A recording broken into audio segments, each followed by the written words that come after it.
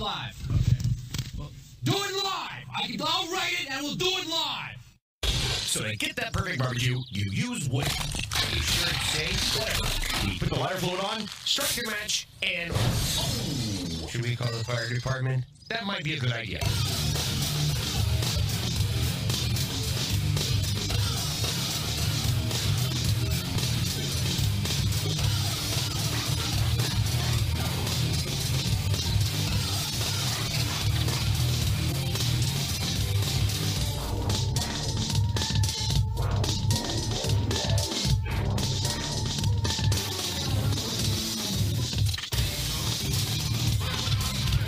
All right, good evening, and welcome to the Really Big Barbecue Central Show. This is the show that talks about all things important in the world of barbecue and grilling.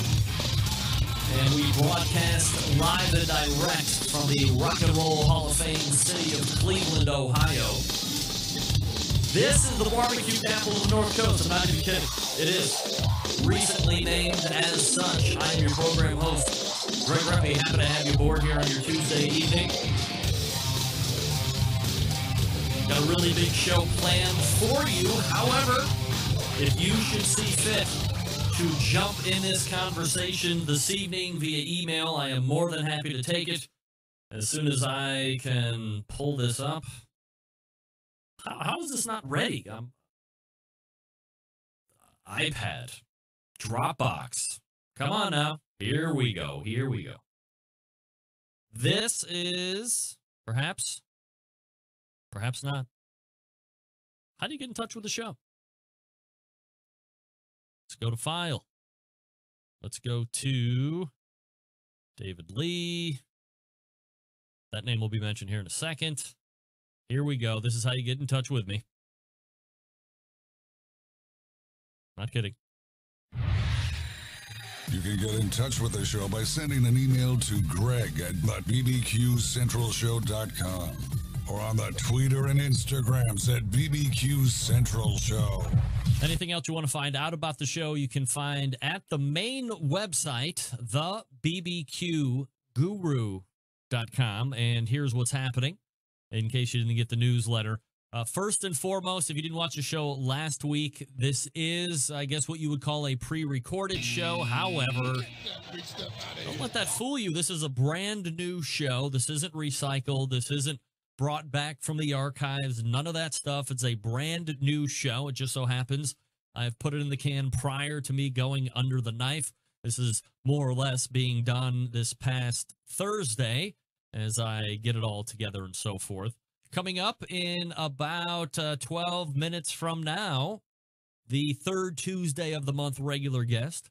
He is a Barbecue Hall of Famer, a multiple-time author, a cooking class instructor, TV show host. The list goes on and on. You know him as friend of this show, Stephen Reichlin. Absolutely. Tonight, we will be talking with Stephen specifically about a lot of cooking recipes for your holiday season. Obviously, we are in the middle of Hanukkah right now. Christmas not too far around the corner.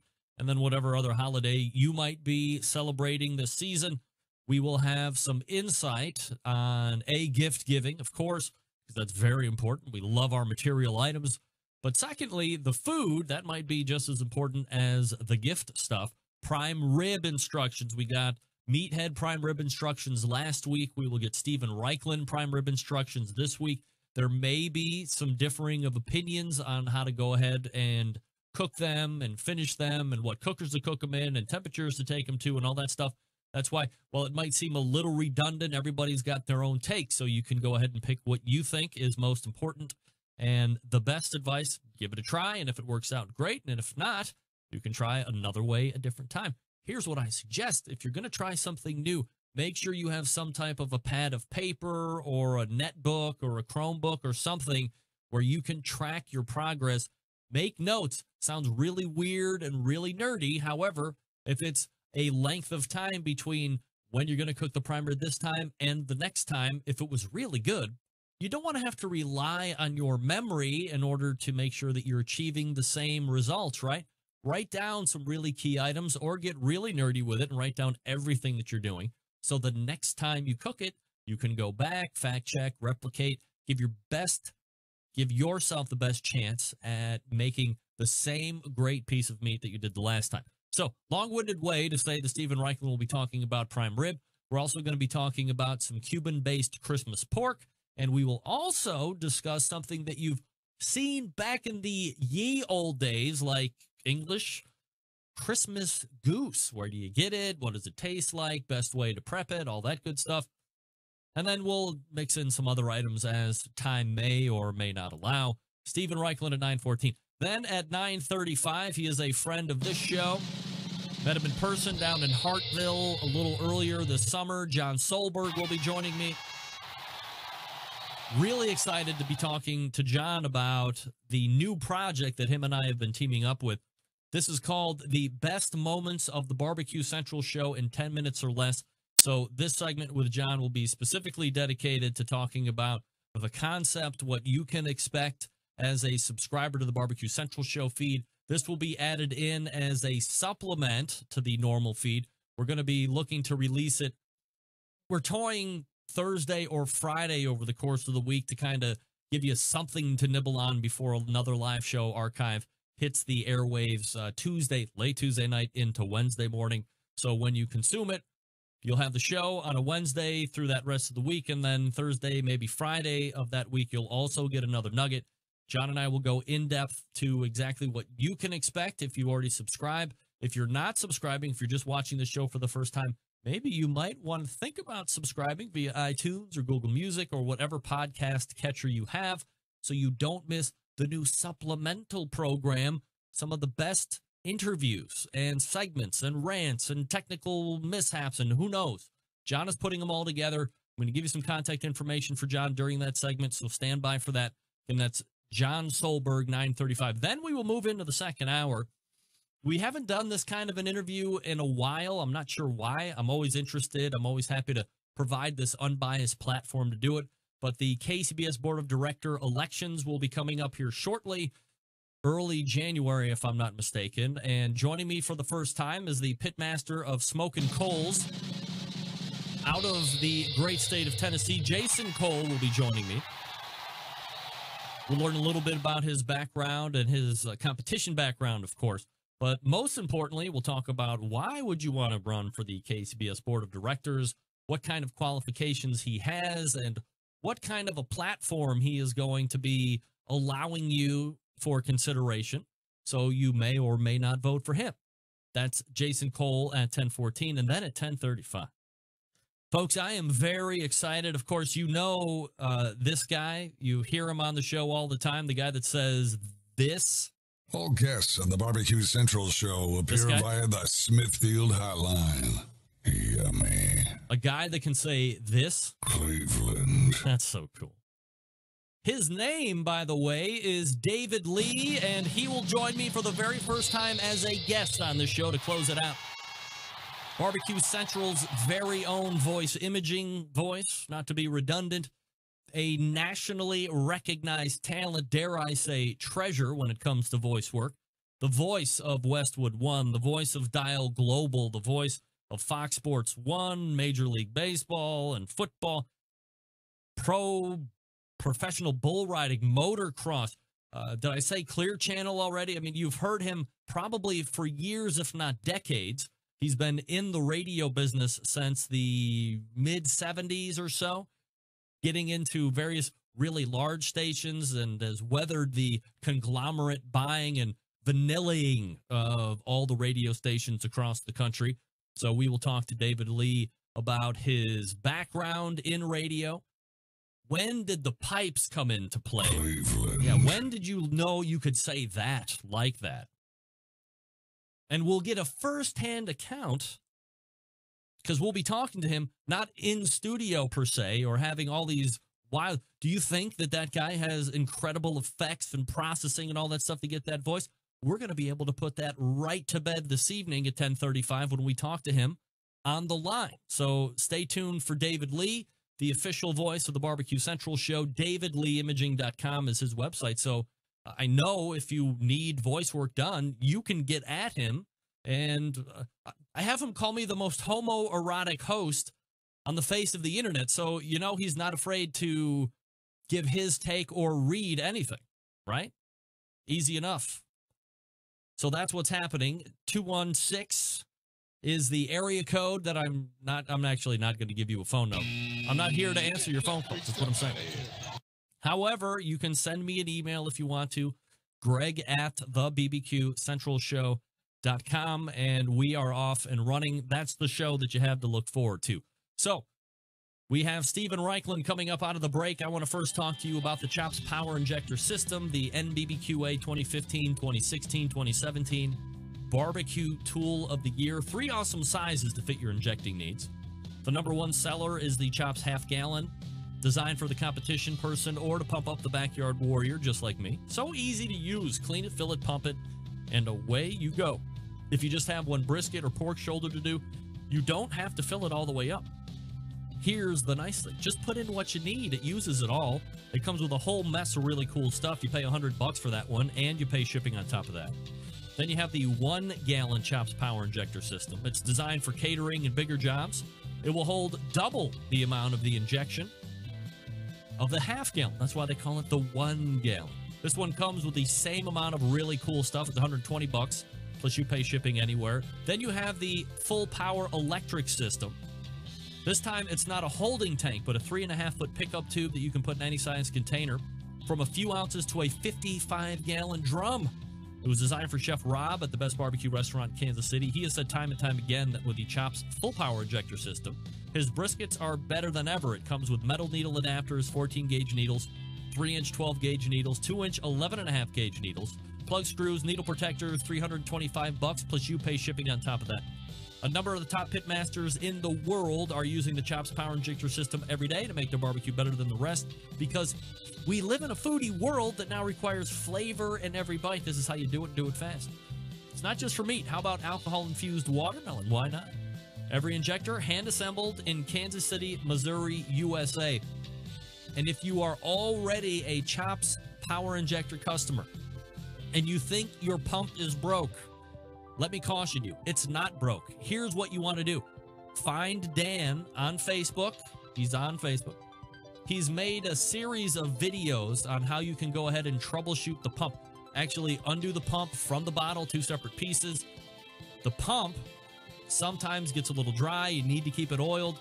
He has an extensive how-to fix, DIY yourself, in repair. I did it. I lost suction on my pump. I thought it was effed. I watched this quick video, and 5 minutes later, I'm back up and running.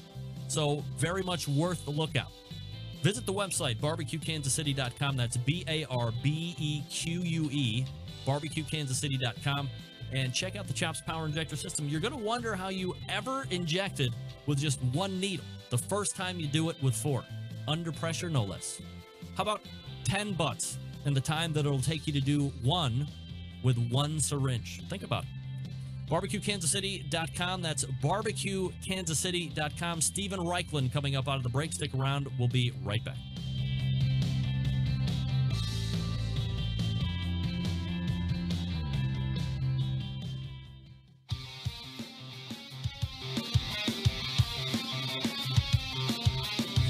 Broadcasting live from the Barbecue Central Show studios in Cleveland, Ohio.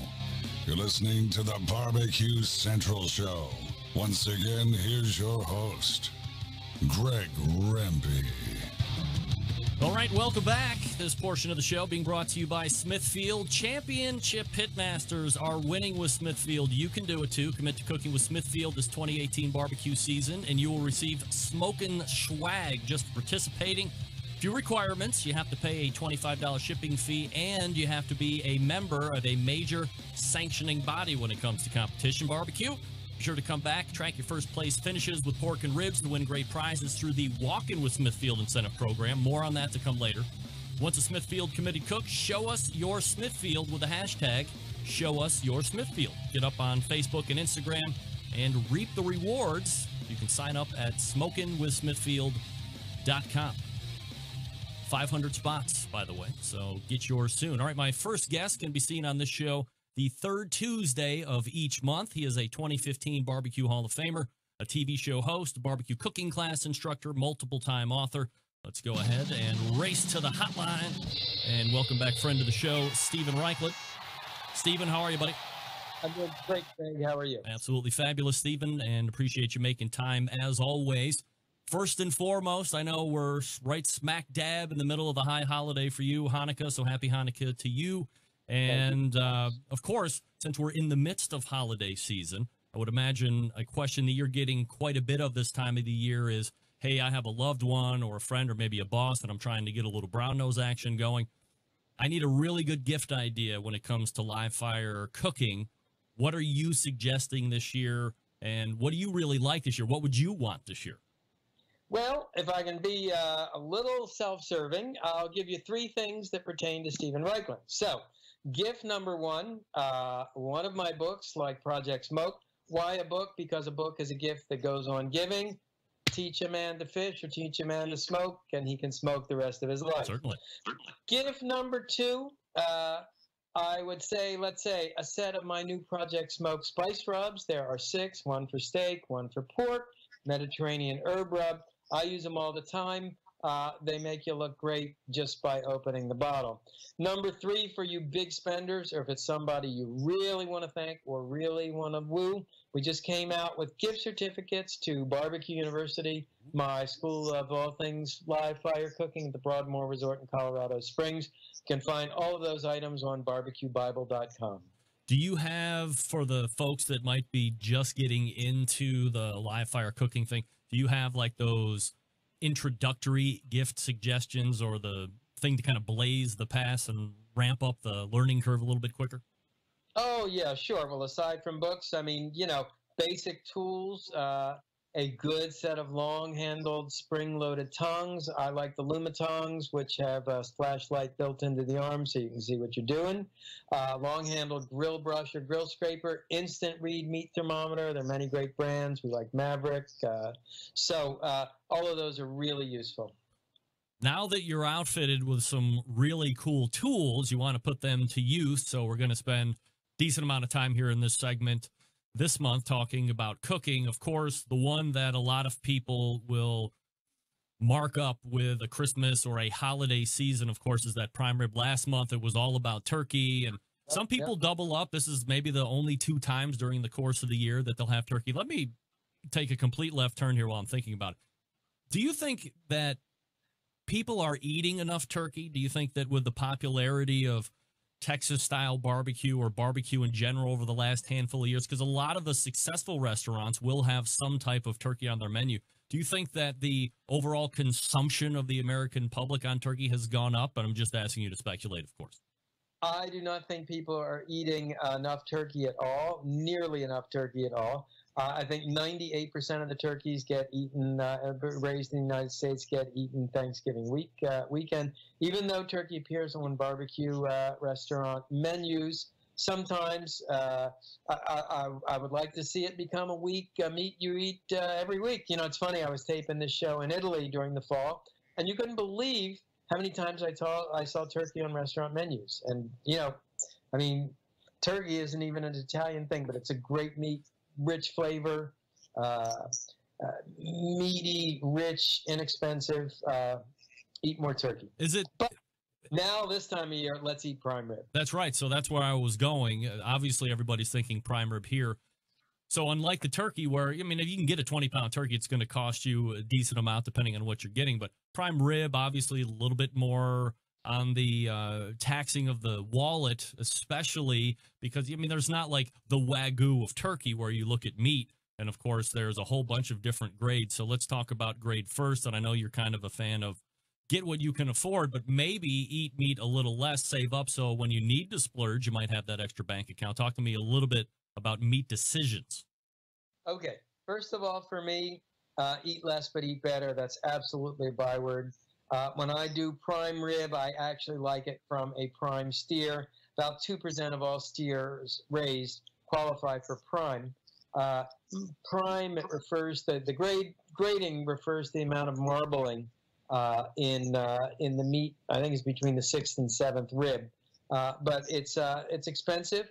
Dry aged prime rib, it's another great way to add flavor. Dry aging, you hang it up for anywhere between 3 weeks and 6 months. 6 months is a little extreme. Wow. But let's say you got a 4-week age prime rib. You're going to have all kinds of enzymatic actions that's going to deliver a really great flavor. But of course, in the process of drying, a lot of water evaporates. You lose the ends, which dry out. So that's going to pump up the cost even more. Another option, and this is something we think about a lot in my household, grass-fed beef, organic beef, because, you know, what the animal eats, how it's raised matters as much as how you cook it. Now, grass-fed is going to be leaner than a grain-finished beef, but if you smoke it, if you spit roast it, you can still wind up with something amazingly succulent.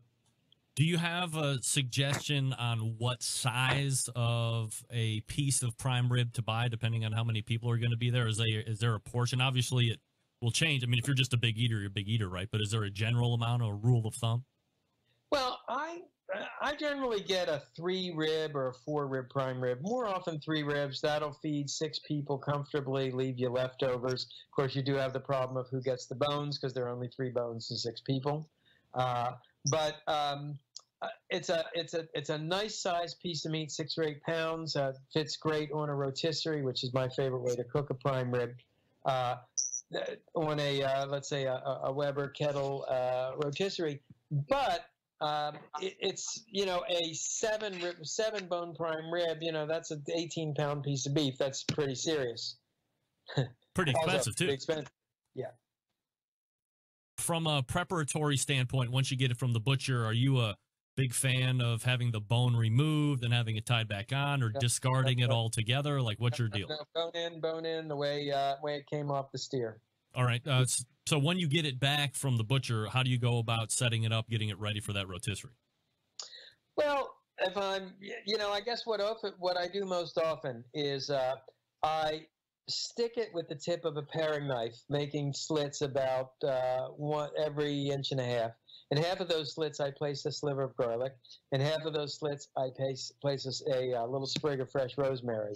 Season the heck out of it with coarse sea salt and cracked black peppercorns. It goes on the rotisserie, spit roasts, 350 to 400 degrees. I toss wood chips on the coals so that I'm smoking it as well as spit roasting it. I take it to about 125. Kind of pull it off at 120, let it bump up. 125 is rare. You like it a little bit more well done. Go 130, so you wind up at 135. And that's it. Pretty simple. 15-minute rest. I like to serve it with a horseradish whipped cream. So you whip unsweetened cream, fold freshly grated horseradish into it, a little wasabi, a little hot sauce if you want to pump up the heat. And, you know, damn, it's spectacular. Super easy. Would you put that wasabi, or I'm sorry, that horseradish whip on a pit beef sandwich? I see that in you all over the place. You bet. Yeah, that horseradish cream, it's, you know, I like to just eat it out of the jar right on the spoon, right off a spoon. One of the other items that I was looking at as I was perusing the Barbecue Bible blog, and you can visit that by going to barbecuebible.com. We're talking with Stephen Reichlin here, is the Christmas Cuban pork. So I love pork. I love Cuban-style pork. Talk to me a little bit about this recipe and how you came up with it. Well, this is a dish that's a very distinctive, I was going to say to Miami. It originated in Cuba, obviously, but since Miami is about 70% Cuban, it's this is what you smell on Christmas Eve. Very often starts with a whole hog or a whole fresh ham or pork shoulder. There's a marinade, which is called an adobo. Historically, by the way, that means to ennoble in medieval Spanish. And when you dub the Sir Lancelot, you're ennobling somebody by tapping him on the shoulder. Well, in this case, you're ennobling the pork with a marinade that's made with fresh garlic, sour orange juice or fresh lime juice, cumin. Those are the kind of 3 primary flavorings. That goes on the meat 24 hours ahead. So you get a marinating, a little bit of brining from the salt. And then you can cook it, you can indirect grill it. Cubans don't really smoke it. It's really more an indirect grill. If you're doing a whole pig, you butterfly it out, cook it over slow smoke over embers.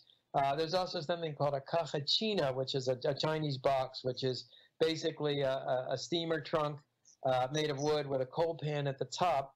And you fill the coal pan with charcoal, and you're kind of roasting the pig in this pan. It's not really barbecue because there's no smoke, no fire coming in direct contact with the pig, but it does give you incredibly succulent meat. So if you aren't using a whole hog or that's not your style, you can use a pork butt, or can you use a loin or a tenderloin or something along these lines as well?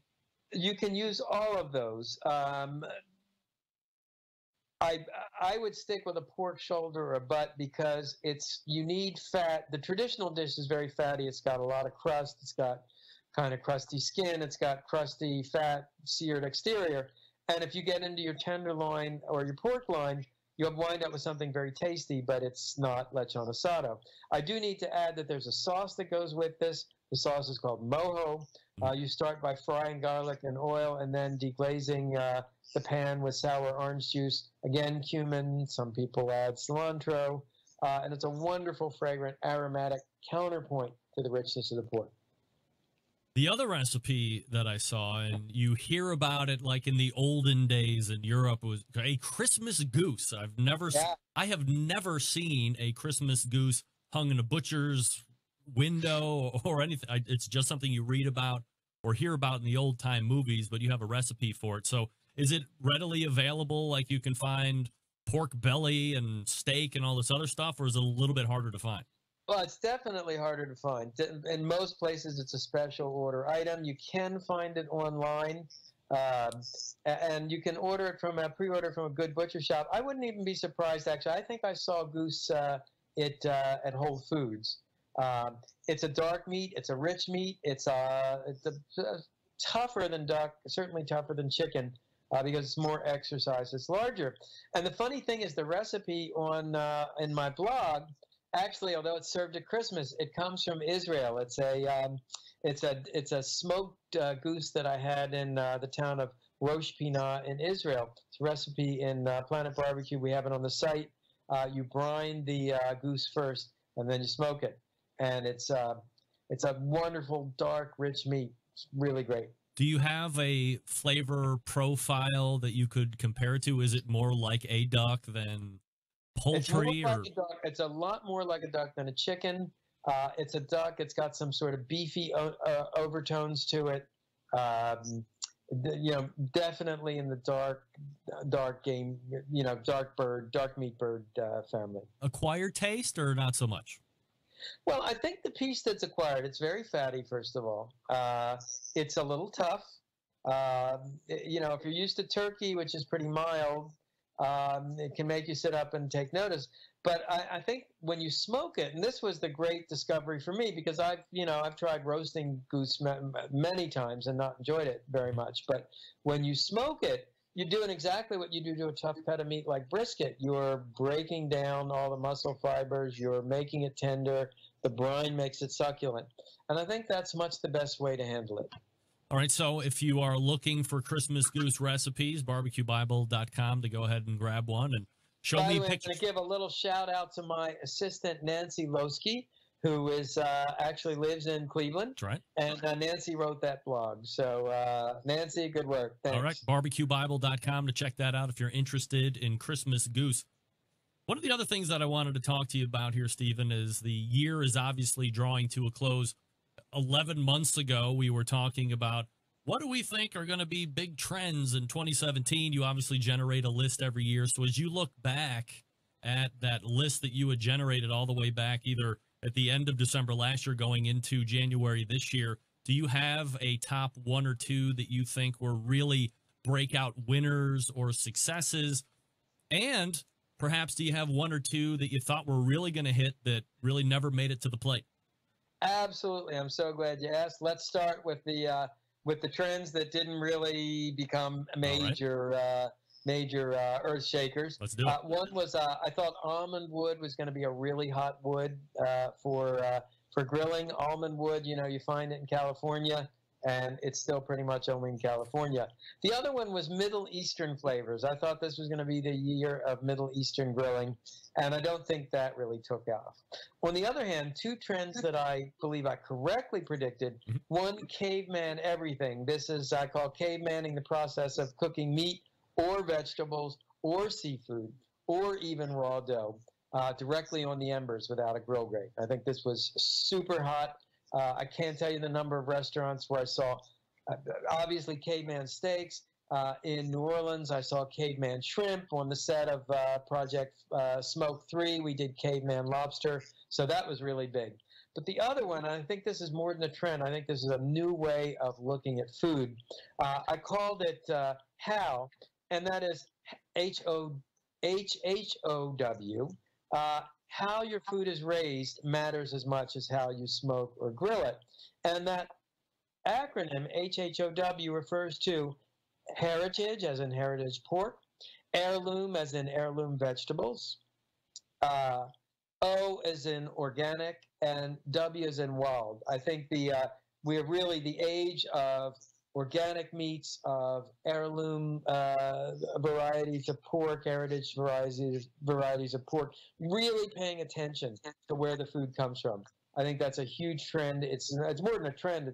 It's a watershed moment in American barbecue. And you were talking about, I believe that was one of the, as you say, watershed moments of your 2015 induction into the Hall of Fame speech, was talking about knowing where your food's coming from, and then also where it comes from is just as important as how you cook it. So 2 years later, almost 3 years later, obviously that's still ringing true and not losing any pace.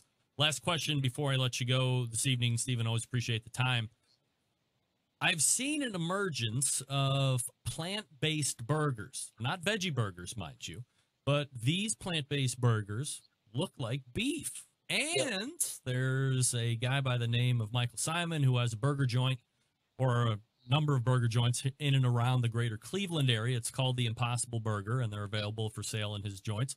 I have had 2 of them, and I have to tell you, if I was never told that these weren't meat burgers, I probably never would have thought a second thought about it. Have you had them, and do you think that this has a potential of not just being a trend for next year or the year after that, but really becoming a part of a beef alternative that's almost everything like beef, but yet nothing like beef? I have not had Michael's. I haven't been to Cleveland in a while, but I've had other versions. I think they are here to stay. I think they are an important and valuable alternative to a beef burger. A steady diet of beef burgers, however delicious it may be, is not terribly good for your arteries. Right. It's also, turns out, not terribly good for the planet. And some of these burgers, they're terrific. It's funny. I remember a million years ago when I used to write about low-fat food, the result of developing a cholesterol problem when I was a restaurant critic for Boston Magazine. This was the pre-Lipitor days. And I remember creating a veggie burger where I grated fresh beets into it, so it came out blood red. It sort of looked, looked juicy. But yeah, I think will these ever replace a beef burger? No, but will they become part of our diet and something that gives us pleasure and that we cherish? Absolutely. For more information on the art of live fire cooking, you head over to barbecuebible.com, and every third Tuesday of the month, you come over to my show and enjoy a chat with Stephen Reichlin. Stephen, enjoy the rest of Hanukkah. Have a great Christmas, and we will see you in the new year, my friend. Happy holidays to everybody. Bye-bye. There he is, Stephen Reichlin. All right. It's a brand new year coming up, and as I choke to death, we will be enjoying a 2018 that will be chock full of Stephen Reichlin once a month, the third Tuesday of the month. Guests, again, barbecuebible.com. We talked about prime rib, Christmas Cuban pork. If that sounded good, go to the website and get that. And Christmas goose, of course. Who doesn't want Christmas goose? I know what you want. You want the barbecue guru. That's right, folks. If you're learning to turn up, or looking to turn up the heat on your barbecue skills this summer, you're going to need to get your hands on the most advanced ceramic cooker and high-tech barbecue accessory to hit the market this year. We're talking about the all-new Monolith Barbecue Guru Edition and CyberQ Cloud. Just launched by Barbecue Guru, the world's first temperature-controlled ceramic smoker and grill with a built-in power draft fan that's going to give you the easiest and most successful barbecue experience. These must-have new products will make barbecuing easier than ever before and will be your new secret weapon when cooking delicious barbecue each and every time. It helps you with consistency. Ready to buy? Of course. Head on over to bbqguru.com. Grab them up while they last. If you have any questions about what to order, and I'd say it each and every week, please do not guess.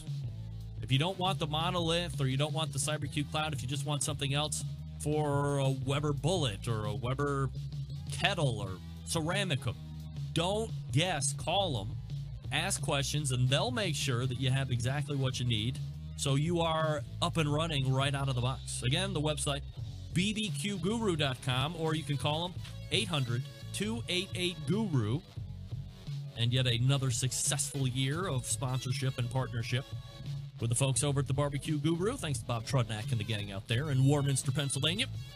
When we come back, we're going to be talking about the best moments of the Barbecue Central show in 10 minutes or less. Concept, how it's going to look, how you can take part in it. John Solberg coming up out of the break. Stick around. Be right back.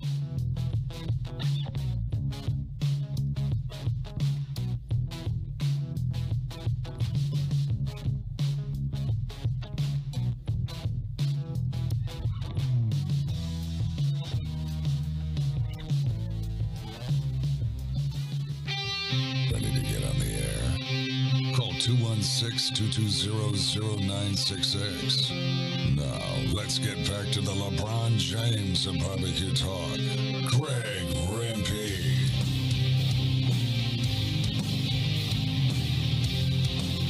All right, welcome back. Thanks again to Stephen Reichland for joining me last segment. This portion of the Barbecue Central show is brought to you by cookinpellets.com, your number one source for quality wood pellets for all of your pellet-driven cookers. You can visit cookinpellets.com for more information or to purchase. You can also download their app.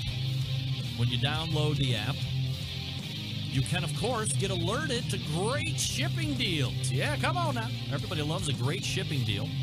Again, the website, cookinpellets.com, or some website called amazon.com if you're so interested in doing that. All right. My next guest this evening, you can find him here on this show from time to time. He's rehabbing old grills that he gets his hands on. He's making his own charcoal. But tonight we're talking about the most important thing that's happened in the show in probably 12 years. The executive producer of something called The Best Moments of the Barbecue Central Show in 10 minutes or less, John Solberg, joining me here on the show. Hey, John. Good evening, sir. How are you, buddy? I am fantastic. Just digging out from a little dusting of snow. Yeah, that's right. Same here in Cleveland. I thought it was going to be a little bit more of a harrowing drive here this evening, but luckily, having so many years underneath my belt, it's all practice, right? It seems a little ominous, and for the folks that have never experienced it, obviously more death-defying, but for me, you get one underneath the belt, and you're like, okay, yeah, I remember what this is like. Here we go. Yeah, we live here. We can do this. That's right. So I am... Hold on. I'm going to edit this out. Can you say something real quick? Sure. 1, 2, 3, 4, 5, 6. All right, cool. So I wanted to have you on this evening because behind the scenes, and although we have teased it quite a bit, there's this thing that has been bouncing around in my head for probably the last year or two. And after I've had now, I don't know, 10, 11, 12 years of a live show, you start to build a little bit of an archive. And you get kind of forgetful on really good things that might have happened, or maybe it wasn't earth-shattering, but it was just a really good conversation. And I wanted to do this kind of best of. Originally, the concept came from the Howard Stern show, and they were picking pieces of interviews or whatever, 10 minutes or less. It was just kind of a wet your whistle type of thing. And then they told you when it was, and I guess if you have access to all his archives, you could go back and listen to the show. And I thought, hey, what a great concept. I got enough archives now. How can I possibly do this with having 3 daughters? 2 are heavily involved in sport, but I have a great concept. I had some production work done. And I reached out to you and I said, hey, John, what do you think about this idea, this concept? And is it something that we could kind of work together on? And once we agree, you would kind of take the reins and bring it down some type of a production path. So I guess I want your thoughts first when I approach you and say, hey, here's an idea. What are you thinking from a concept? And do you think it's something that is going to be bringing value to the loyal Centralite listening audience? Well, my first thoughts of it, once I understood the concept of 10 minutes or less not necessarily being a 10-minute show, which took me a minute, I say, yes, it does. I think it does bring a lot of value. I've always felt that I've learned more from the Barbecue Central show about barbecue and grilling probably than any other outlet, honestly. But it's one of those things you have to go listen for it. All the people you speak to have these little tidbits, and every time I listen to a show, I get something out of it. So for me, I was like, this is a great opportunity to go try to find those little snippets of knowledge and spread it forward. And also, there's a lot of shows I haven't heard, so it forces me into even a greater learning curve. John Solberg joining me here on the show. Should we say executive producer of the best moments of the Barbecue Central show in 10 minutes or less? Is that fair to say? Well, technically speaking, you are the executive producer. Of the original content, but you're putting these shows together. You're producing these shows. Yeah, that's true. I'm definitely the producer. I will still call you the executive producer. You are the financier and the overall director. So that means I'm definitely your producer. All right. So from how you understand it, what are we going to be doing with this show? How is it going to be released? How are you putting it together? And when are we going to be starting to release? Well, the show format is 2 segments of one of your shows. It condensed down to 10 minutes or less. Some of those 2 segments may be the same guest. You have some pretty good guests. And in the early days, you had some really long interviews. Mm-hmm. There's a lot of information in there. So you might have a double header, which is, we'll say example, Melissa cooks in both segments. You may have 2 separate segments. And basically that's it. It's an intro, go right into the first segment, just a short break in between, second segment, and then we get out. And that's it. Hopefully we're launching this the first week in January at the date of you choose. And from that point on, we'll run the show weekly and see what kind of reaction we get. So let's have a open conversation here as far as release dates are concerned for this thing. Obviously, the live show happens every Tuesday. That's released in podcast form if you don't get it live around 11:55 the same night. So most people are getting that on Wednesday or Thursday.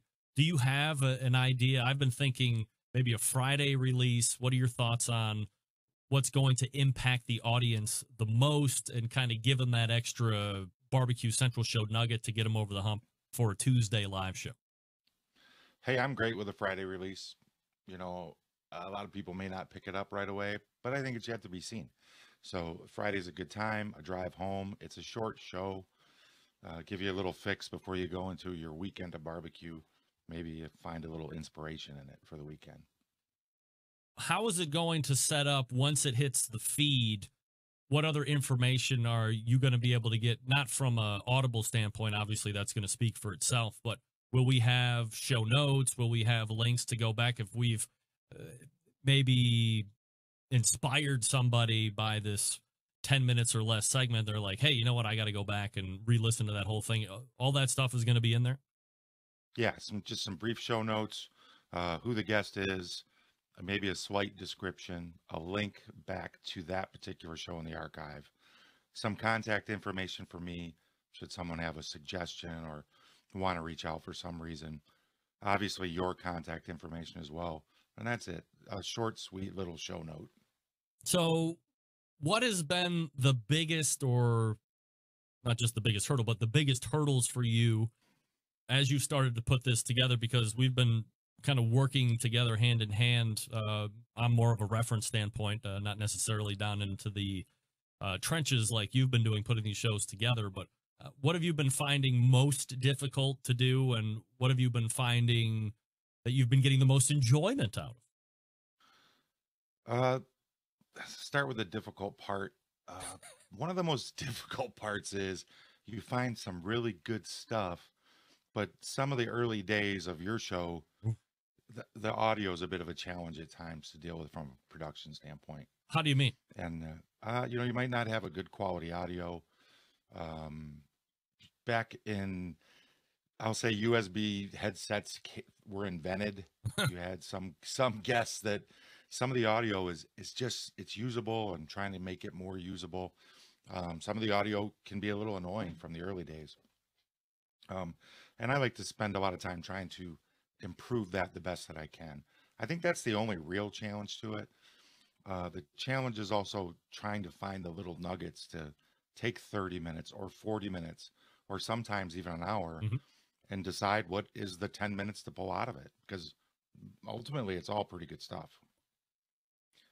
The enjoyable, go ahead. I was going to say there was a definitive point in time where we had the pretty structured first hour, and then when I started to branch out into that extra time, we called it the After Dark segment for a number of times. And then I just said, hey, screw it, we're going to go ahead and blow out to a whole second hour, and then brought the first hour structure into the second hour, and that's kind of how the show has been going for the last handful of years. But I can understand that when you got into an After Dark segment, like with a Joey Chestnut, a competitive hot dog eater, I think we probably went for the better part of 40, 45 minutes. And there was such great information. It was such a fun conversation to have, to be able to pull 10 minutes out of that. I would imagine that's kind of a crappy thing for me to ask you to do. Well, not really. It's just that's why there's some double headers. That's why there's instances where a guest warrants both of those 10-minute segments. And that could just be my opinion, and hopefully we'll get some feedback as whether that's the right direction or not. But it is difficult when you have 40 minutes of gold. How do you find 10 minutes of platinum in there? What do you like best about doing it? We've talked about what you find hard. What's good? Well, as I mentioned earlier, it comes back to I've learned a lot from the Barbecue Central show, and this is kind of like a continuing education for me. I'm listening to things I haven't listened to going back to the old days, and I'm learning something every time I edit a show. You know, I have to listen to it. I have to listen to the entire 30-minute segment. So I'm getting new information, learning stuff every day that I sit down at the desk. Are there things that you can point to that maybe happened in 2012 or 13 or 14 or 10 or whatever that you say, wow, I can't believe that there's this much age on this interview, and by and large, this still holds true today? Or, you know, holding a few things aside, this is kind of something that's still going on by and large in 2017. That's very true. In a lot of instances, a lot of the conversations haven't changed. A lot of the right side, left side of things haven't changed. There's a lot that has not changed. And the same token, there's a lot that has changed. And trying to track back and find those moments of evolution, I'll call them.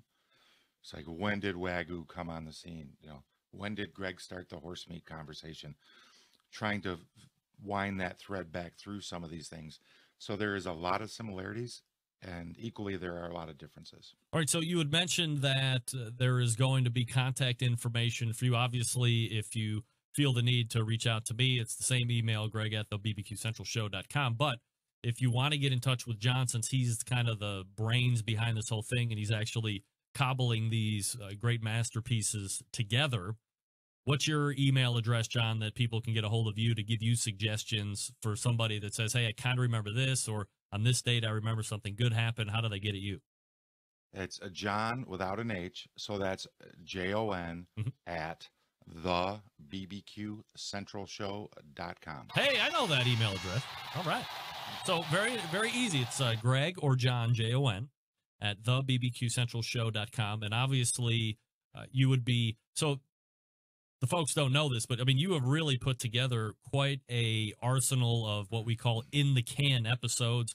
We have probably, is it 10 or more launch episodes? So we're good for, you know, at least the mid-March or so, maybe even through March at this point.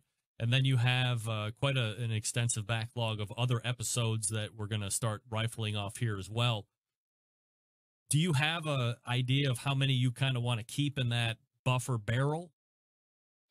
Not really. I think I'm kind of there. I mean, I think obviously, and obvious from a business standpoint is like, what's the reception going to be? I mean, are we going to make 52 shows, and let's see how it rolls out. But I think if we stay in that 15 to 20 range ahead, we'll be good, because, you know, life happens to everybody. So that way we'll always be good, and we'll continue to improve as things go along and things evolve, and that'll give us an opportunity to change and adjust. Are you a guy that has been in front of the microphone for an extensive period of time, or just something you're learning on the fly like I did? I took a run at podcasting several years ago and did some podcasting, got involved in some home studio type forums. I learned a little bit about it, always interested in it, but I definitely don't have the chops in front of the microphone like you do. But can fumble my way around in it and hopefully make things sound fairly well.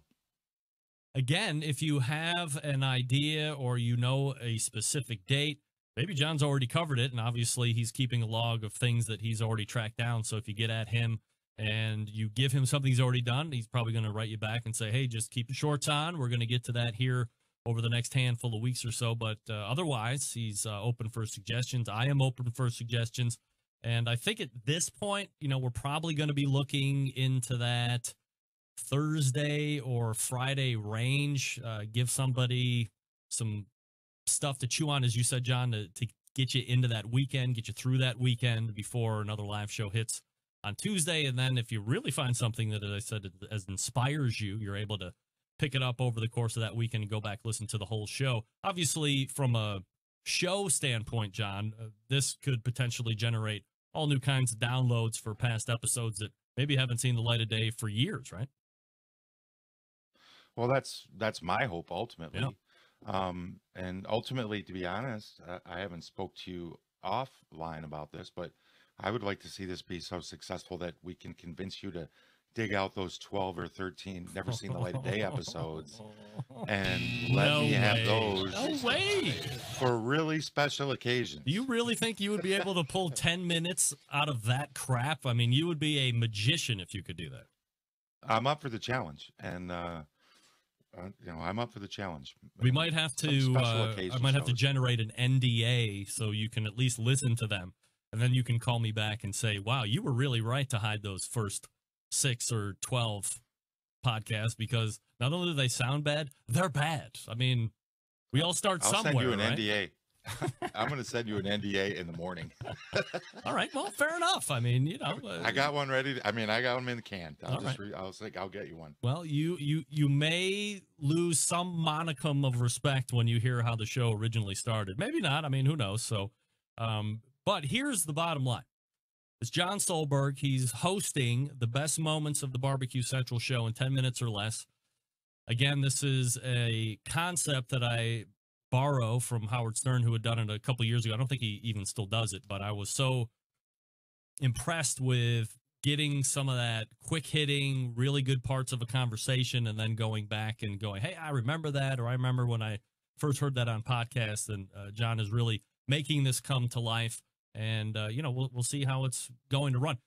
John, from a cooking standpoint, I don't mean to segue out too quick here. Do you have anything new? You love to tinker, you love to rehab. What are you playing with these days? Well, right now I'm kind of new to the Green Mountain Grill family. So I'm doing a lot of testing in this cold, windy stuff just to get that dialed in.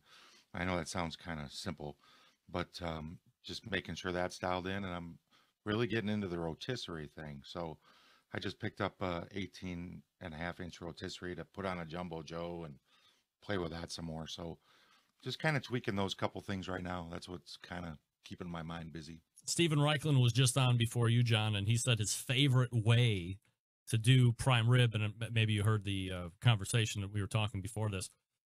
His favorite way to cook prime rib is on the rotisserie. Have you ever done that?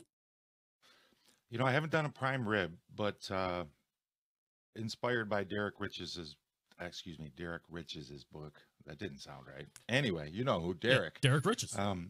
He did a rotisserie book where he did baby back ribs, pulled pork. He's pork on a rotisserie, and I have done a lot of things on a rotisserie, but I've yet to do a prime rib. But 'tis the season. I might have to give it a go. Absolutely. We're talking with John Solberg. He is going to be hosting a brand new edition of the Barbecue Central show feed, which will probably be Thursday or Friday. We'll let you know here on the show before the end of the year, but I mean, we agree it's either Thursday or Friday, right? Yeah, And I'm good with the Thursday. Thursday? All right. Yeah. Well, let's just say Thursday, and if it changes, I'll let you know. But right now, as we sit here on this Tuesday, we're committing to every Thursday at the turn of the year a brand new edition of the Barbecue Central Show the best moments of the Barbecue Central Show in 10 minutes or less. And we're talking with that show host, John Solberg. John, really appreciate the time this evening. Obviously, all the work that you've been putting in to get this new addition and supplement into the feed. And we'll talk to you soon, man. I appreciate it. Thanks so much. Have a great evening. You got it. There he is, John Solberg, the host of the brand new best moments of the Barbecue Central Show in 10 minutes or less. You're going to love the concept. You're going to love hearing some of the great old-timey interviews. Maybe some of them aren't going to be old. Maybe a best moment was last year. We'll find out sooner or later. Actually, sooner than later. I'm going to talk to you quickly about Cook Shack. They manufacture smoker ovens for barbecue lovers with any amount of experience, whether you barbecue in the backyard or you're on the competition circuit or in a 5-star dining facility. Cook Shack has the unit that will do the job, and with a full line of barbecue sauces, spices, pellets, and wood chunks, it's the perfect one-stop shop. Cook Shack strives to be your barbecue resource center by offering cooking classes, online recipes, how-to videos, 2 blogs, smoking, grilling 101s, and a video cooking classroom. Check out their website at cookshack.com or follow them on Instagram, Facebook, YouTube, Twitter, Pinterest, and Google+. Get advice and share your passion for barbecue on their world-class barbecue forum. Cook Shack pellet-fired smokers are the choice of champions because they were designed by a champion, Ed Fast Eddie Morin. The FEC 100 and PG 1000 are always customer favorites. The PG 1000 can double as a smoker and a grill. Low and slow, hot and fast, the pellet grill line gives you the most for your money. Now, on the other side of that, Cook Shack residential electric smokers are the #1 smoker in the industry. High quality means high durability and versatility. Anything you can cook in your oven, you can make in a Cook Shack. Passion and dedication drives Cook Shack's manufacturing, with quality always being at the forefront.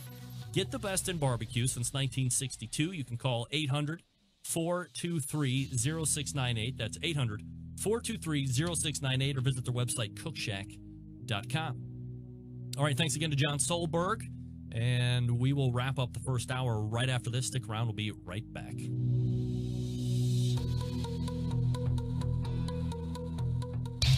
Big name interviews, advice on cooking brisket and ribs, and the only host willing to share his honest opinion on all things important in the world of barbecue. It's the Barbecue Central Show.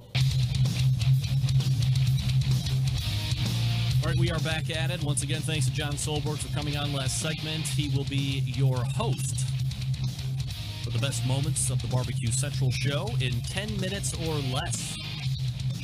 I'm wondering if anybody has noticed, if you think, well, I wonder if anybody noticed that the lighting is different. Would you say the lighting looks better, worse? Any suggestions? I did something after talking with my man John Dawson extensively through emails, and I kind of was inspired with my own ideas of what I could do with my existing light boxes.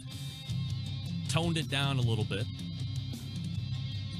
Personally, I have some like shoulder highlighting. That's kind of an non-intended effect that doesn't look terrible, but I was more worried about getting washed out in the face, and I think we might have captured that in a way that's a little bit better. Anyway, look for the first Thursday in January to be the debut of the best moments of the Barbecue Central Show in 10 minutes or less, brought to you by John Solberg and the good folks here at the Barbecue Central Show. All right, we're going to step away, reload for the second hour. Got to refill my water. I might make a change of clothes. You never know. So stick around. You're listening and watching the Barbecue Central Show right here on the Barbecue Central Networks. We'll be right back.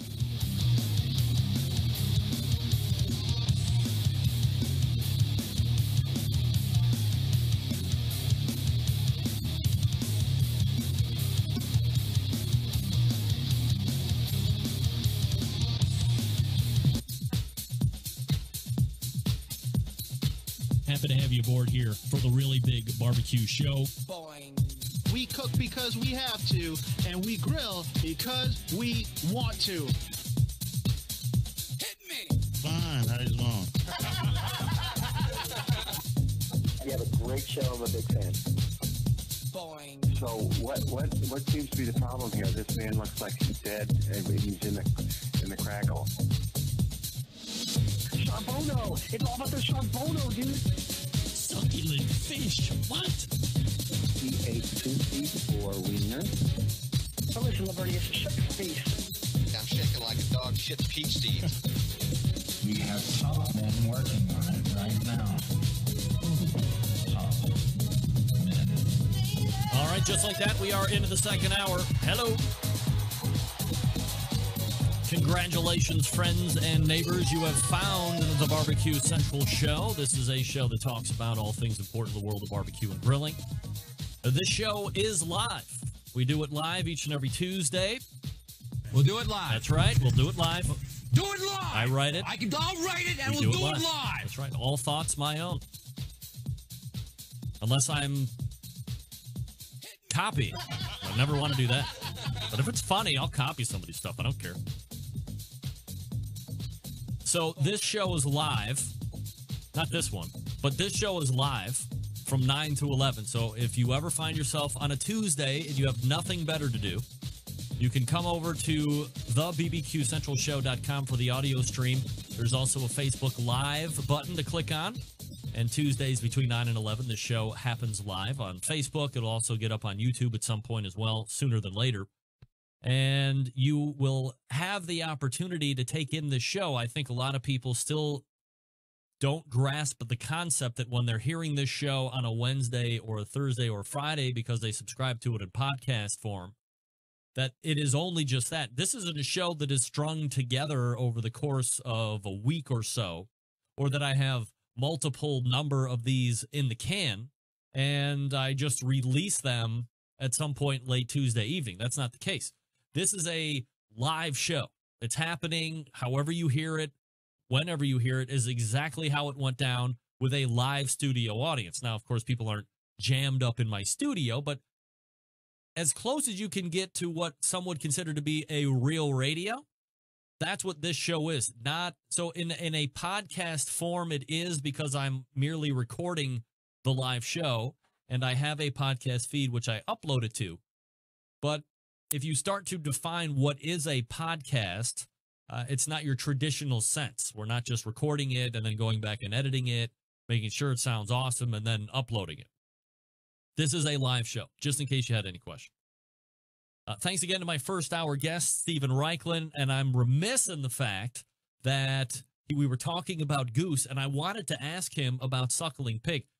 I've become very adept at figuring out, and I believe it's one-sided, that Meathead Goldwyn, I don't want to say he has an axe to grind with Stephen Reichlin, but I think there are a lot of divergent viewpoints, which I certainly appreciate because I don't agree with most people when it comes to most things.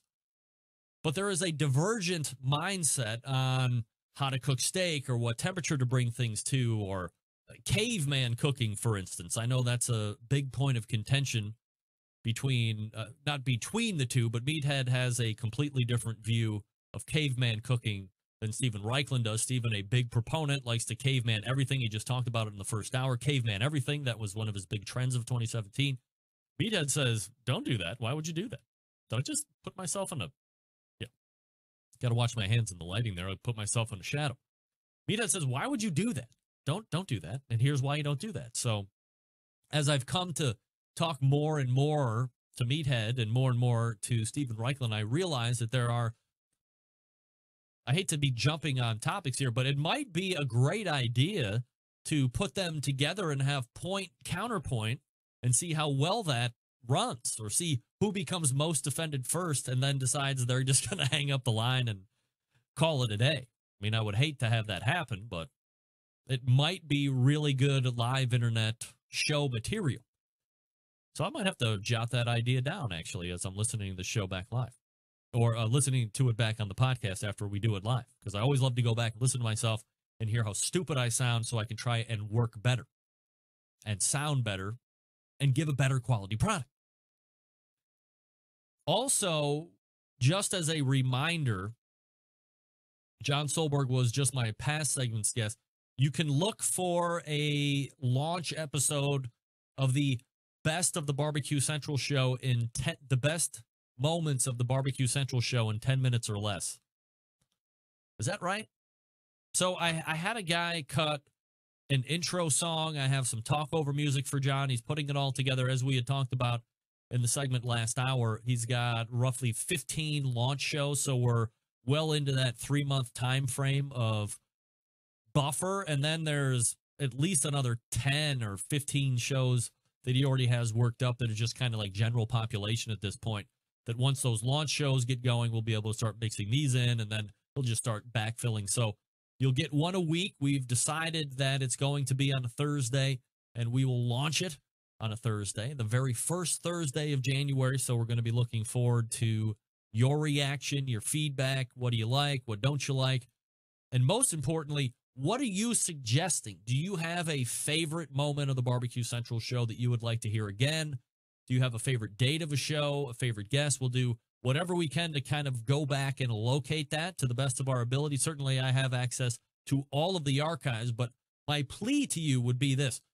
Be as specific as possible. If you have a year or a date or a guest, make sure that you give us all of the possible information that you can get so John can dig back into those archives and pull a show out of that.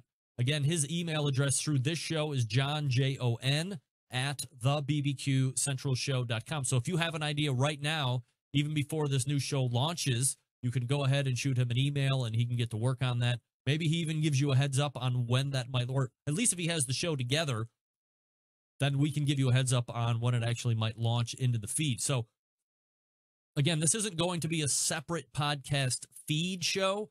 As long as you are subscribed to the Barbecue Central show, this is adding value. I think that's what we call it in the sales game here.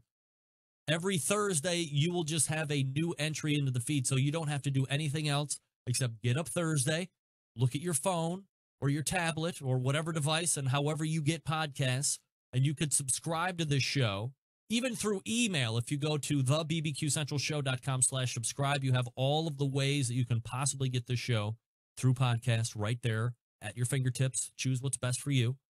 And then every Thursday, you will awake to a brand new, the best moments of the Barbecue Central show in 10 minutes or less. So we're very excited about that. Still to come on this show this evening, as I had mentioned in the very top of the show, we have Jason Cole from Smokin' Coals. He's making a run for the KCBS Board of Directors.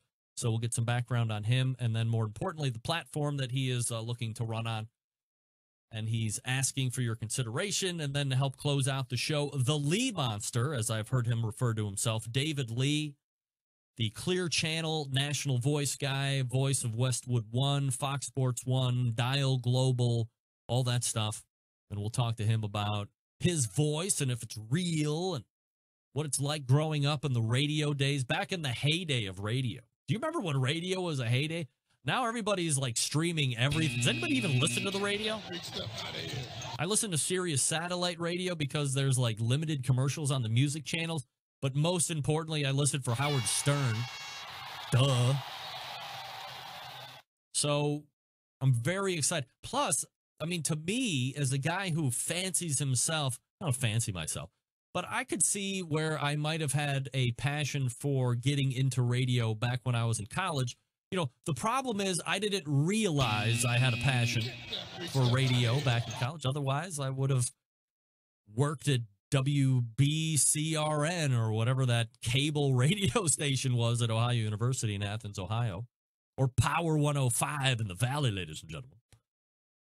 But I didn't realize until much later, and it's not even really a radio thing. I just like, for some reason, I got fascinated with barbecue, and it's like a natural channel here. So I think some of the best podcasters out there have had some type of radio or media work or TV work, so they have the ability to cobble together the English language. As I've always said, there's nothing worse than putting on a podcast and having your host not being able to talk with inflection, with passion, with excitement, bringing across a thought that even if you don't agree with it, they're keeping your attention. They're talking with some type of an excitement.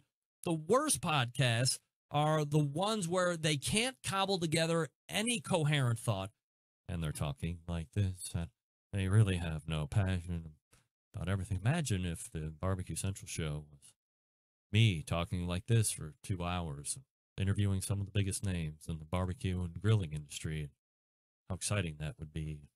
I don't know if anybody really thinks about that and what it takes to make sure that your attention is gathered through those 120 minutes. And I do read the reviews, by the way, all the 1-star reviews that you leave on iTunes saying that I'm a shill and it's a 120-minute infomercial. Give me a break. 2 minutes and 45 seconds, 6 times a show, according to my math, is about 13 minutes or so of commercial out of 120 minutes. I mean, come on, do your math. Don't be jealous because I'm making that money. Don't be jealous. You tell them, Austin Carr, get that wee stuff out of here. And now, just to piss you people off that don't like it, I'm going to talk to you about Butcher's Barbecue. That's right. Winter season is officially here, but grilling season is open all year around. So you need to go to Butcher Barbecue to get all of the grilling seasonings, barbecue seasonings, injections, rubs, sauces. This is a one-stop shop as well. Of course, we all know that Butcher's carries a great selection of barbecue products.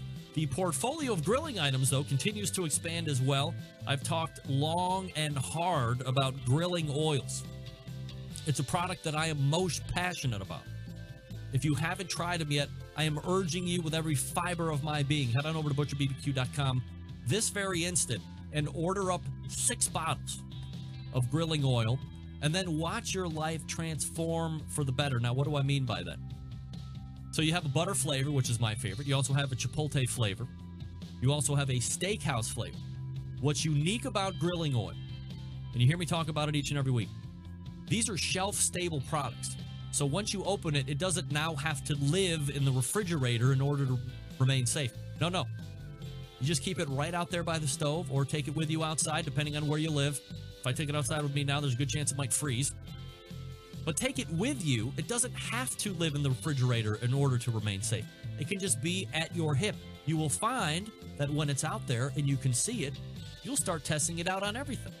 Instead of melting some butter to do scrambled eggs or make whatever you're going to be making on the stove, use some grilling oil instead. Great butter flavor, great alternative. If you're going to use it on ribs, instead of using the Parquet blue butter squeeze stuff, you can use butter-flavored grilling oil in its place. Not going to change that texture of the meat like a lot of people talk about that use Parquet.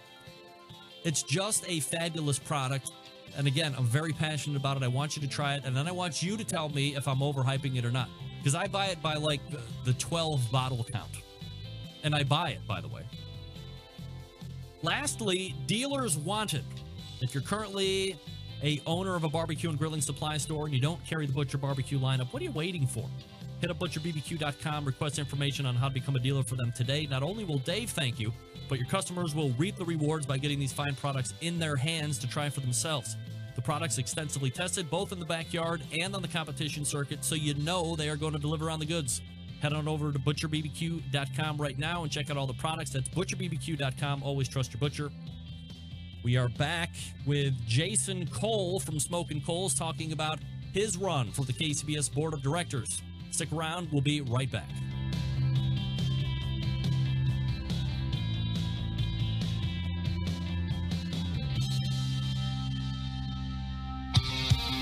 The only show giving you a monthly visit from a doctor of barbecue. A man actually named Meathead. The author of a barbecue Bible. Bloggers, reviewers, competitors, and manufacturers by the dozens. It's the Barbecue Central Show. Once again, here's your host, Greg Rempe. All right, welcome back. This portion of the show is being brought to you by Green Mountain Grills, manufacturers of some of the best pellet cookers out there on the market today. If you are looking for a big cooker to house a lot of food, they got one for you. Something medium-sized, they got you covered there, too. Also, small enough to take on tailgates. They supply pellets to fire those cookers. And again, don't forget, holiday season just around the corner. The pizza insert is one that you're going to want to be looking for as well.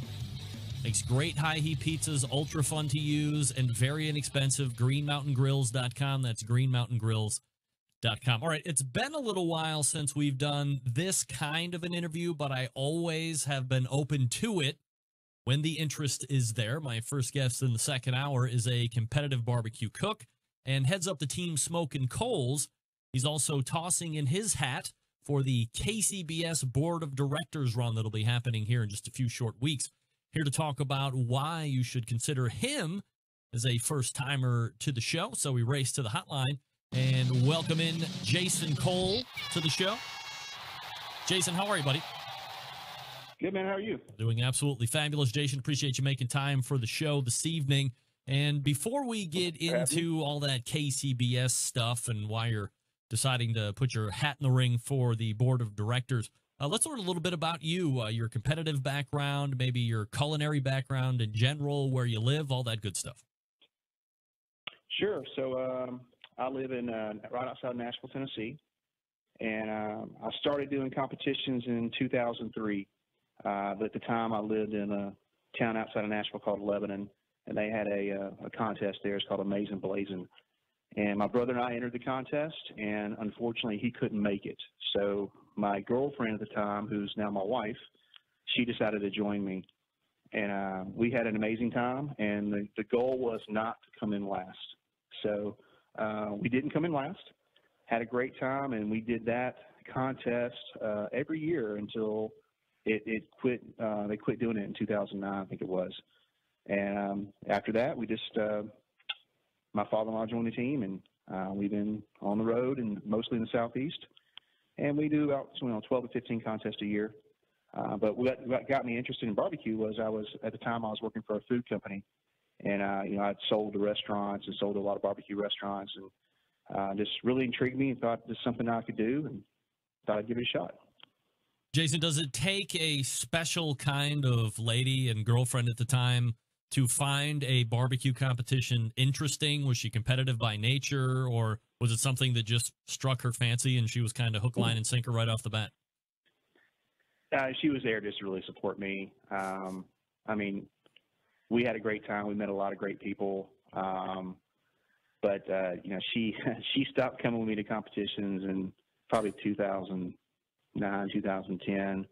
It's just a lot of work, and she couldn't handle all the mess, to be quite frank. So my father-in-law came on board, and she still comes to competitions, not to help clean or cook, but she comes to the awards and supports me and all that stuff. But yeah, it was she just wanted to be there to support me in this crazy habit that I picked up. So are you technically the pit master of the team, and your father-in-law is there to help be that right hand, maybe run meat or whatever? Or is he really active in getting the flavor profiles down and helping with the whole cooking process at a contest?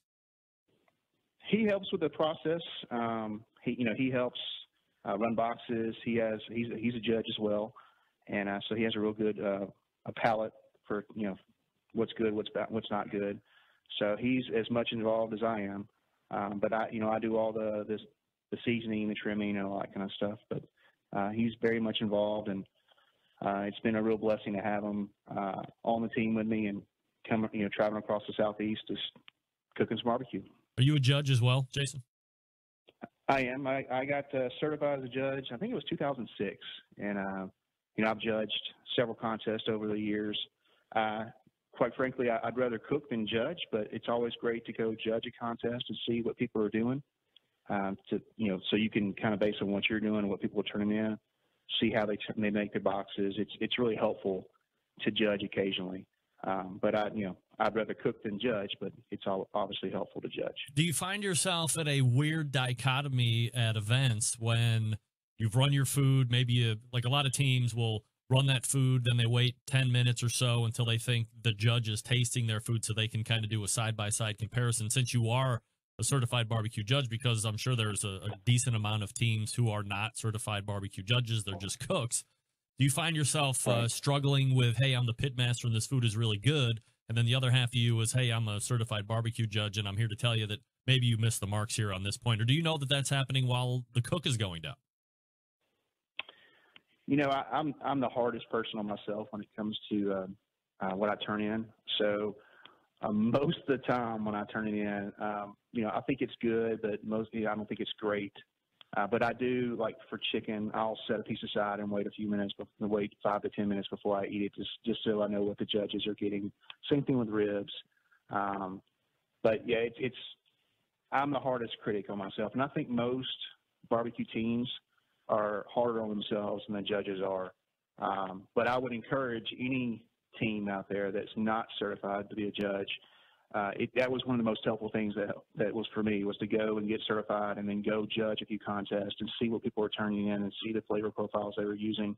That really helped me, to progress. Like, okay, well, I don't need to be so hot or so sweet or so savory. I need to hone in on this.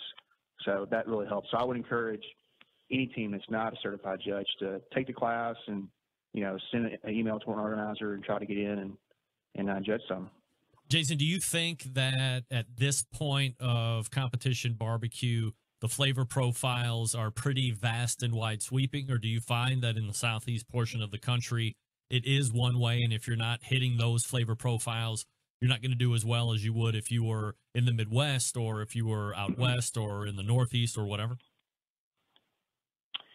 Well, in the Southeast, I think that, let me back up. I travel, I've been to the Royal, and I've been, I'll go to Kentucky and Georgia and Alabama, and that's kind of the circuit that I run in. I don't change my recipes based on where I'm at, because most of the judges that come into those contests are not from, say, that small town or that big town. They come from all over as well. So, a long time ago, I had this theory that if I were to go to cook in Georgia or cook out west, I need to change my flavor profile. I don't think that's necessarily the case. I think if you just cook it well, you hit your marks, you make sure it's cooked perfectly. That's the majority of the battle. Obviously you don't want to make it too sweet or too spicy. You want to have a good balance of flavors. But a lot of teams that travel across the country, I think they stick with the same flavor profile. So I hope that answers the question. Jason Cole joining me here on the show, pitmaster of Hot Coals. All right, Jason, so let's talk about the Kansas City Barbecue Society's board of directors, and specifically why this year you are inspired to throw your hat in the ring for consideration. Well, I organize a contest as well in Nashville. It's called Smoke on the Shores, and the gentleman that I organize it with, we got to talking, and why not? Why shouldn't I at least throw my hat in the ring and see what happens? I'm a cook, I'm a judge, and I'm an organizer. I think I bring a different perspective than some people who are just cooks or just judges or just organizers.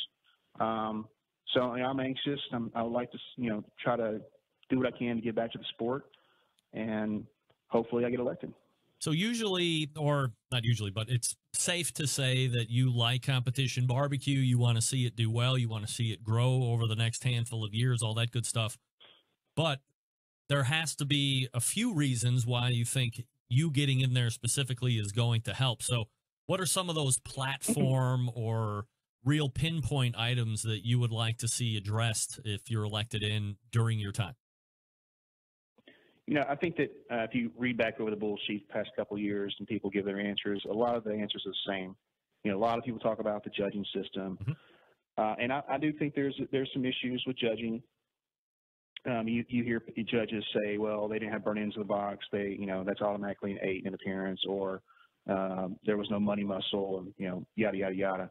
I think that there's some standards that have changed over the year. When I was certified as a judge, I'm sure that class is different than people who are getting certified today. So I would love to see the judging standard. So regardless if you're judging a backyard event, or you're judging a pro event, or you're judging the Sam's or the Jack, or whatever it may be, that the same standards are used. And unfortunately, I think that different judges have been taught different things, and I would love to see that change. I do like what they're doing with the seating arrangement now, where they're using their stats to seat them by table to average them out. I think that's great.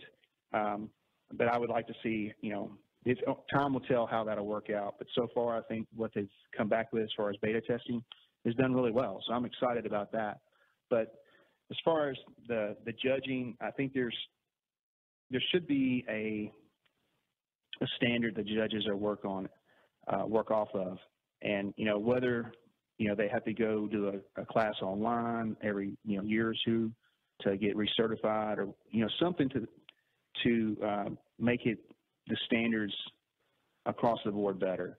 Because that's what I hear as a cook when I'm at a contest is the table of death or the table of angels, or they like legs, or they like thighs, or whatever it may be.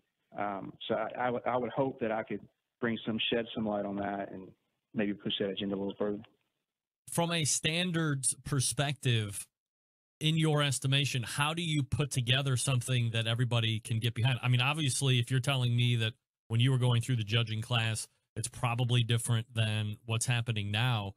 To me, that kind of signifies an issue. If you're looking for consistency, when you went through it should be the same as how people today are going through it. So there could be a discrepancy lying there. But everybody's human, right? So ultimately, it's coming down to personal bias, personal preference on taste, all that stuff. Do you think there's any argument at all for throwing away whatever these standards are at KCBS and moving towards more of a, let's call it IBCA or man off the street, where you get people in, there's going to be no problem hurting a number of judges or however many you need them, depending on how big the contest is. And then everybody gets to pick whatever their favorite barbecue is without having to figure out how does it look in the box, or there's no burnt ends, or this or that. They're going to taste it, and whatever one they think tastes good, whatever that means to them, that's how it's going to be judged that day. Well, you know and I know that competition barbecue is a little different than, say, the barbecue you go down and get at a restaurant. Sure. So if, you just grab some people off the street, and I've been to contests, I've competed in contests before where they're short on judges, and they just grab people, quote-unquote celebrity judges. They don't know what a good rib is, what's cooked right, what's not cooked right. Most people want ribs that fall off the bone. And in the competition world, that's overcooked, but that's what most people want. So I do think there needs to be some standards. There needs to be still be a class, still needs to be certified. But what I would like to see is all the judges are working off the same playbook. So, when the box opens up, when you're judging the box, you're not starting with a 6 or this person's starting with a 9. Everyone should know exactly we're all on the same level playing field. And, right now there are judges in our system that judge a lot, but they got certified back in, the 80s or the 90s or early 2000s, and they've judged a lot, but they've never gone back to the class. So maybe, if they were to go back to the class or take a refresher course, that would be helpful. So they're on their game to give their best that day when they judge, just like all the cooks are, because we spend time and money and our resources to make sure that we present the best possible thing to them. And I would love to see a day where the judges spend some extra time, crafting their palates for barbecue. Obviously, judging is always going to be a hot topic until that gets addressed to whatever satisfaction that's going to be, and that could just be a topic that rages on forever and ever. Amen. Well, I'm sure it will be. What are some of the other items that you're looking to implement or that you would like to tweak if you get it? So I started a contest a few years ago, and I had a leg up because I had cooks for so long, and I knew a lot of people. But if you're a new organizer coming into this, there's not a whole lot of help on the KCBS side for new organizers, and consequently, you see a lot of new contests that fail, or you see a lot of contests that are new that don't pay out. Sure. So I would love to see some help from the KCBS. With people that want to start a contest. I know they have a manual, but the manual is not all that great. I'd like to see some help from KCBS and more backing for, those first year contests that don't pay out. There needs to be a little more accountability for that, not only from the organizer side, but the KCBS needs to be involved as that as well. So I would love to see that happen. Now, whether it does or not, I know that's going to be a hot topic as well, but I'd love to see something move forward with that. There has been shown competition gains over the course of this year. However, if you go and look, a lot of that advancement in gains has been on the international side. You've seen a lot of competitions here in the States go by the wayside. Do you have any thoughts on how you can keep the good ones, the tenured ones, even these little ones that you're talking about, and grow within the borders here of these great United States? As an organizer, it is extremely hard to get sponsorships to sponsor a barbecue competition, and that's only going to get tougher as marketing dollars dwindle. Everyone nowadays that come to a competition, they want 50 amp power, 30 amp power, water and sewer and all these great things, but not all these competitions can offer that. So, and then the pots are getting larger and larger and larger. So I don't know how you control that or how do you help that, but I think a lot of these tenured contests that have been around for 25, 30 years, they're going away because they just can't get sponsorship dollars. So, or you can't get people to come out to the event because honestly, a barbecue competition is not really a public event. You can't give out barbecue unless it's tied to a festival where they're doing a People's Choice or something like that. But just a standalone barbecue competition, there's not a lot of foot traffic. So is there a way to fix that? Is there a way to draw in some attention from whatever that public body is at any given event? I guess that's the question for all time, right? Because at our competition we try to do a car show. We've tried a couple of different ideas, but it's really hard to get the public involved because most of the public want free barbecue. They want to come taste the barbecue, and unfortunately, we're not allowed to give out barbecue just because someone gets sick and things happen. And so these organizers don't be a hook if someone comes down there and gets sick and then they get sued. So, I don't really have a hard answer for you on that. What's the golden key to get the public to come out? But I would like to see somehow get the public more involved in these events so the organizers who put on these events are profitable and they can continue to do the contest over and over. Jason Cole joining me here on the show, pitmaster of Hot Coals, talking about his run for KCBS Board of Directors. Jason, you see over the last handful of years, competition barbecue was on television. You see it on a lot of these restaurant shows, on cooking channels and so forth. It really seemed to take off. Do you think at this point in 2017, leading into 2018, we've seen the maximum growth of competition barbecue, and now we will be on a downward trend of sorts? I hope not. I really don't. I think that you see a lot of, like on the competition trail, I see a lot of younger teams that are, doing it or just starting. See a lot of new teams. And I think the pitmaster shows and the smoked shows, and they've drawn a lot of interest into competition barbecue. So I hope that's not, I don't think we've hit our peak. I think we can still grow the sport. I think as a marketing, the marketing of KCBS has done a really good job so far. I like to see that continue to grow.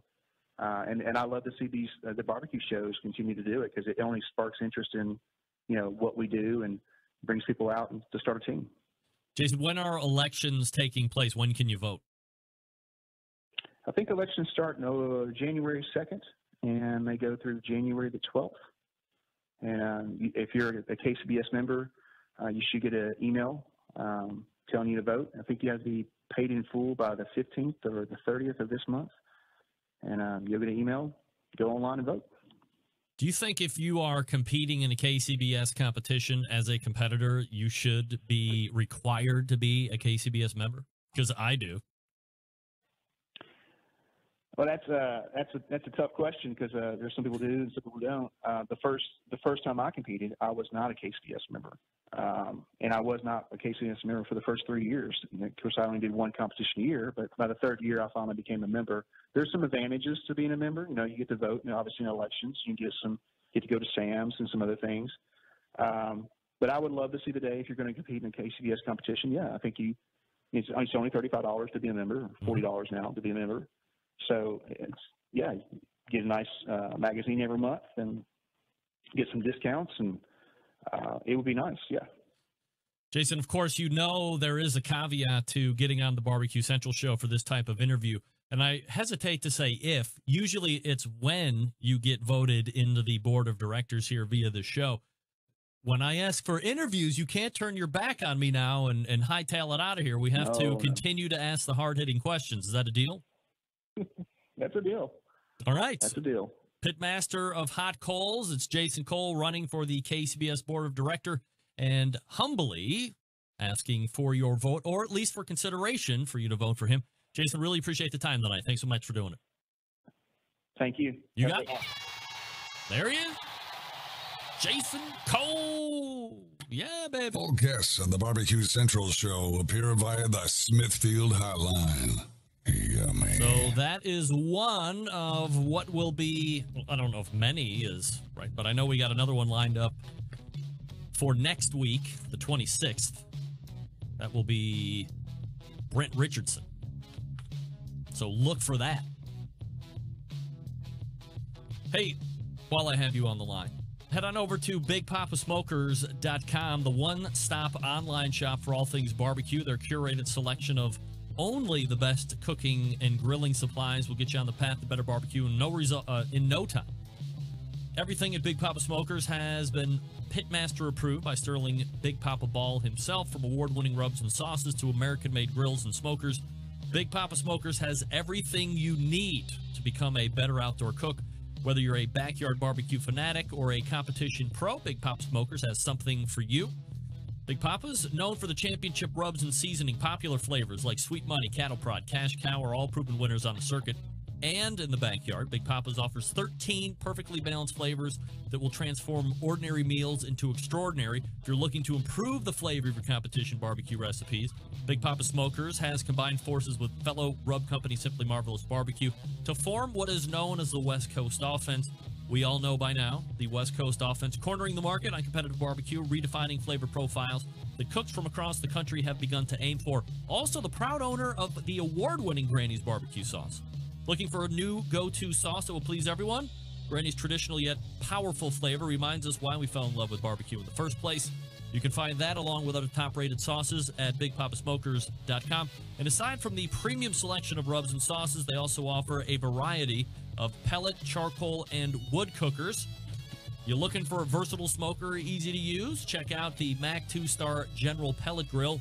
Big Papa Smokers, the exclusive Mac dealer, and they even offer special packages.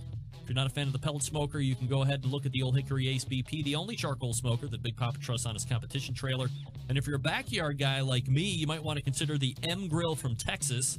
They are built like tanks. If you're not sure what to get, you really can't go wrong with any grill or smoker featured on BigPapaSmokers.com. They have something for every kind of backyard cook and budget. Here's a number to call if you have any questions, 877-828-0727, or shop their website at BigPapaSmokers.com. That's BIGPOPPA Smokers.com.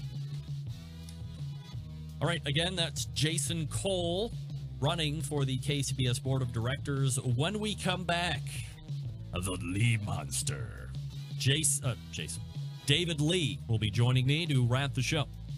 You're listening and watching the Barbecue Central show right here on the Barbecue Central Network. Stick around. We'll be right back.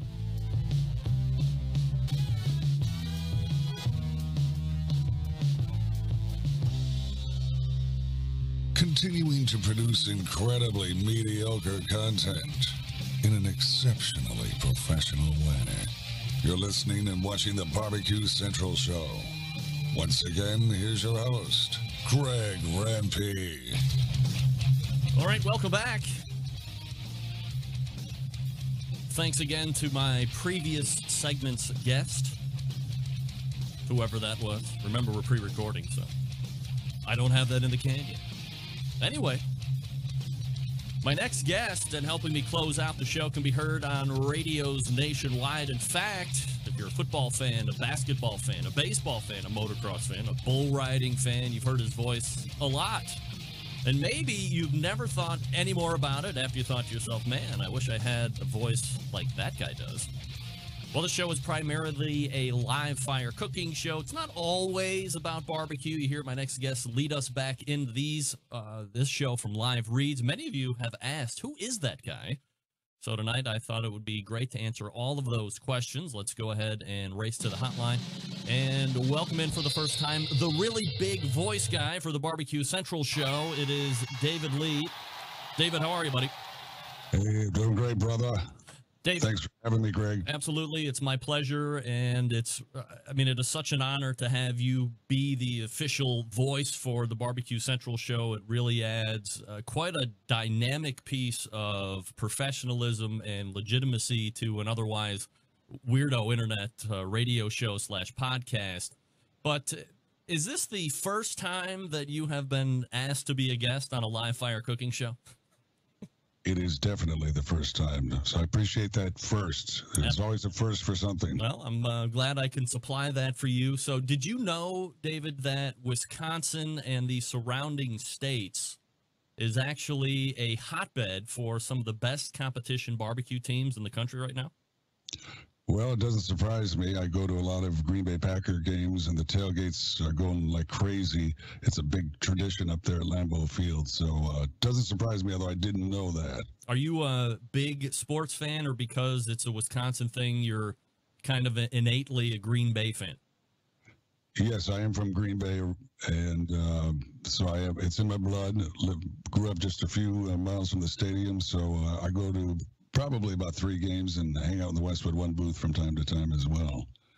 From a live fire cooking perspective, David, are you someone who is in this culture fully? Are you more of a guy that likes to fire up the grill here and there, or maybe not even at all? No, I definitely fire up the grill. I'm not as adept as you and your listeners, but can do the basics. I do like to fire up the grill from time to time. We all do it here in the summertime.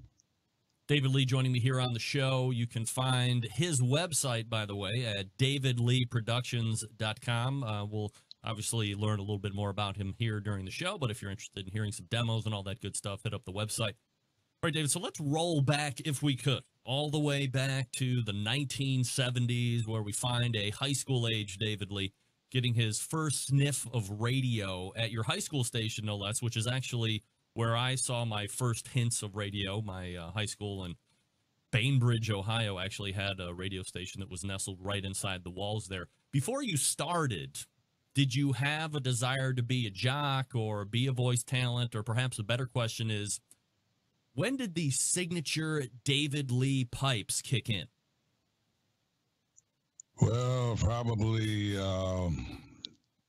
during maybe seventh or eighth grade. Not like they are now, but the beginnings where I would imitate my favorite disc jockeys. Back then, AM radio was king, and radio was really the thing back then, and most of the radio announcers were big stars in various cities, and it was an exciting time if you were into radio back then. And so I wanted to be like that dude on the radio, like Larry Lujak at WLS or WCFL in Chicago, and CKLW out of Detroit, which you may have been able to pick up. Well, you're too young for that, but they were big in Cleveland back in the 70s. I would listen to them. Anything on the Clear Channel AM back in the early 70s when I was just growing up, and then FM radio and rock and roll back in the later 70s. David, do you find that as you see the progression of radio, when you had started it in the 70s and you had said you're trying to imitate some of these guys, back then, did you have to have a signature voice? Did you have to have that over-the-top ability to not only command the English language in a live sense, but also have some type of an audible hook to keep an interest and, I guess, ultimately keep a job? I don't think you had to necessarily, but if you were going to make it in the bigger cities, you did. You had to either have an over-the-top personality or a commanding sound that sucked people into the music and what was going on at the radio station. Do you think in today's radio era you need to have that hook as well, or has it changed so much that you don't really need to have the commanding, stereotypical radio type voice to be a success? No, as a matter of fact, it's a detriment in some cases. They want a more guy off the street sound. I still hear it on like classic rock stations and some of the stations geared toward the upper demos, but you don't hear it on the younger demo stations. I think it's more of just a typical guy next door sound. Dave, you start David Lee Productions in the 80s, but you're still doing a lot of on-air type work. Back then, did you need to focus on one or the other, or did having expertise in both arenas make you more valuable to a station? It was definitely more valuable to a station back then. As a matter of fact, you had to be adept at both, unless you were just a big star that did the morning show and that was it. You had to be able to produce commercials and read copy and be what would be a voiceover talent in that era, which was more of a radio voice, but you had to be flexible to do the different pages of copy that the salespeople would give you. Do you hear, as you're talking with people about radio, or people find out who you are and start to talk to you about radio, that the death of the single-owned radio stations, or maybe an owner that had 2 or 3 radio stations, with the emergence of bigger conglomerates like a Clear Channel, for instance, have been bad for the industry, or has it been a good thing?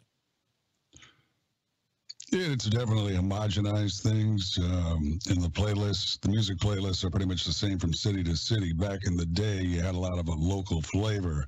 Cleveland would have their sound. Detroit would be heavy Motown. You know, cities like San Antonio and Milwaukee were more blue-collar, heavy metal, hard rock.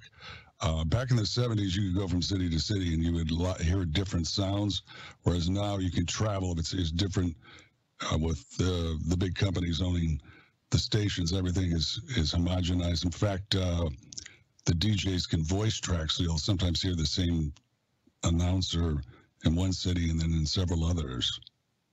Having seen the progression, does that kind of, I don't know if sad's the right word, but does that kind of take the, as you said, personality out of not only the station, but if you're a drive time host of, you know, the morning or the afternoon, or you're an overnight person, you know, back in the day, those people had the ability to put their fingerprint on whatever shift they were hosting. And now, as you said, it's kind of just a vanillaing of whoever owns the most radio stations and who they have under their control. Do you find that to be sad to some degree?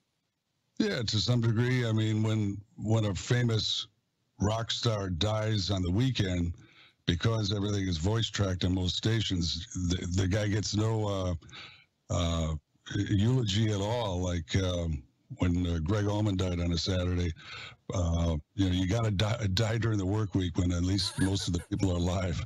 Yeah, right. Do it. If you're going to die, do it right and get your proper homage from the radio DJs, no doubt. We will not get the homage on the weekends because there's nobody there anymore. It's all voice track for the most part.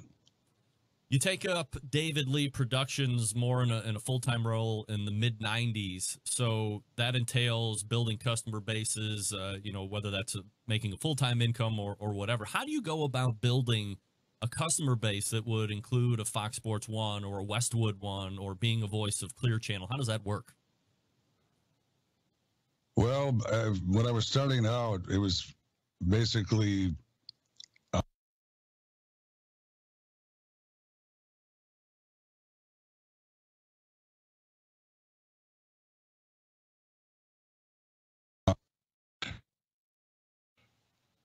other program directors would be riding through towns and hearing me, and they would inquire, who is that? And then I would get a phone call. So it was a lot of word of mouth back then. And, you know, you had demos, but there were no websites or anything so you had to, if you really wanted to promote, you had to send tapes out to various radio stations. Has the emergence of technology made it that much more easy for you to get work? So now if people hear, well, I mean, I guess I let the cat out of the bag here for a second. You are the voice for Clear Channel, WMMS, which is obviously an iconic radio station, has fallen victim to getting gulped up by some of the bigger conglomerates as well. But you're the voice guy for Clear Channel. So I've heard you for decades, and you used to say Cleveland in your kind of iconic way. And so I started trolling the internet. I'm like, who's the guy that does the voice stuff for WMMS? And then I find your website and I shoot you email. It's got to be that much more easy if somebody hears you, they don't know your name, for them to find you and get work. Has that increased the base for you with the technology? Yeah, it's very, very helpful. And then you can have all your demos right online, and it's quick to send audio now. I used to have the FedEx truck come to my house every day, and it's just so much more immediate and quick. The downside is because it's so much easier, there's so much competition. It's really tough now to get work because everybody and their grandmother wants to be a voiceover talent, and it's relatively cheap now because you can just hook a microphone up to a computer and buy a editing program and you're ready to rock, you know? So to follow up with that, do you have any idea, aside from obviously millions, right? But do you have any idea how many people do what you do on your level? And certainly I can say I'm no voiceover talent, but I don't think I would ever even compare pipes to yours, or should a lot of people, because you have a very signature voice. Is there a skill to it as well? Do you need to be fluid? Do you need to fit your customers' requirements? And is this something that you're practicing all the time in order to not only focus on a niche, but make yourself as widely available as possible to a potential customer or client? Yeah, I tend to stick to my niche, my signature sound, and that's usually how I get work. But I do compete for other work. I do have an agent, and I get sent scripts, and I read these scripts, and I may read 50 scripts before I get a job. I mean, it's very, very competitive, and those are the hard, for me, the ones where they want more of a normal guy sound, those are really obviously very hard for me to get. But if they want, a commanding sports voice, when I see those, I put those at the top of the deck because, hey, maybe I'll have a shot at this one. You know what I mean? I would assume that from a recognizability standpoint, you can walk down the mean streets of Green Bay or Trevor or wherever, and you might not get that facial recognition that a Brad Pitt or a Rock Johnson would get. But if people start to talk to you and they've listened to the radio and they hear your voice, do they give you that wide-eyed look and go, hey, are you that guy on the radio? Every now and then it does happen, but not as much as you would think. A lot of people just, hey, you got a good voice for radio, or you should do voiceovers, not realizing that I do it. But as far as being able to zero in on exactly who I am, it happens very rarely. Having put together a mishmash basement studio as I have over the last 10, 12 years of doing this show, I've kind of been a self-taught, get this piece, get that piece. But in the end, you have to have a great voice in order to set yourself apart. And I've had any number of questions over the years saying, hey, the guy that's doing your lead-in, is that his real voice, or is he processed out of his mind using different programs and other pieces of hardware? This is you, right? I mean, we're not talking to you through any type of big-time editing or processing equipment. This is the voice you walk around with. Well, there is a little bit of processing going through the microphone, but it's not like I've got a harmonize, what they call it, a harmonizer, where it would change the pitch of your voice. It is my voice, but it's obviously coming through professional equipment. Right now, it's coming down through Skype, so it's not going to be as crisp and clear as it would be if it was just a studio of me making a recording for, say, Westwood One. What kind of a microphone you spit into? I got a Sennheiser. Is it a shotgun mic or? Yeah, I've got the shotgun mic. I just switched over to it. I had the other Sennheiser. I always forget the numbers of them, but I've used Sennheiser for probably 25 years. So a trusted piece of equipment in your arsenal. Yeah, but I just switched over to the shotgun one maybe like 2 years ago. David, last question, and I appreciate the time this evening. When you get an email from a guy in Cleveland, Ohio, asking you to do some voice work production for his internet barbecue show, do you think to yourself, well, this must be spam, or this guy's just putting me on? Like, what are your first thoughts for a guy asking you to do stuff that is on an internet show? Well, I don't do that. When I see stuff come through, I assume it's legit. Every now and then I will get a scam. There are scams out there, but I can usually spot them pretty quickly. Yeah, I ask people what they want, and we try to come up with a price that's suitable for clients like yourself. It doesn't always have to be a radio client or a big network or anything like that. What's your best moment on air? Best moment on air? Yes. You mean from the past? Yes. Oh, I'm trying to think now. You're taking me back. Well, I've interviewed a lot of people. I was on Jay Leno back when this is back in the about 1990. No, actually, it was in the 80s when he was just taking off. You know, I ended up on a national show interviewing him. It was like a hipster 60 Minutes type show that CBS. I can't remember if it was. I believe it was CBS. Yeah. So I did. That was one of the more high-profile things I did. We're talking with David Lee. You can find him on the internet at davidleeproductions.com. So if you are interested in having him voice some stuff, get in touch with him. Obviously, he does great work. Otherwise, I wouldn't have him on the Really Big Barbecue Show, that's for sure. David, really appreciate the time this evening. Thanks so much for doing it. I appreciate it, Greg. Good luck to you, and thanks for everybody for keeping DavidLeeImaging.com out there, and we really appreciate all the kind words that you guys have given me through all the different years. Thanks, David. Appreciate it. All right, take care, brother. There he is, David Lee, everybody. Wow. So thank you, for indulging me, of course. That wasn't, as I said, it's not always barbecue on the show, but come on. This guy is top voice talent in the country. Clear Channel's main voice. That's right. Just when I think my voice is kind of commanding, I go ahead and put David Lee on and then realize that, whoa. Wow, what a voice.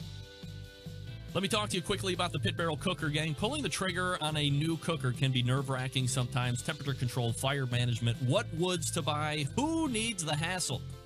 But I strongly suggest the Pit Barrel Cooker. The Pit Barrel makes cooking simple and fun, and it just might be the most unique, versatile, and easy-to-use cooker available on the market today. Imagine a single cooker that will turn out great traditional barbecue meats like brisket, pork shoulder, and ribs, while also being able to ramp up and tempt to do those burgers, chicken wings, and hot dogs. The versatility, all thanks to the revolutionary design that goes beyond traditional convection. Their hook and hang method places the food in the center of heat, so it's acting like a stationary rotisserie.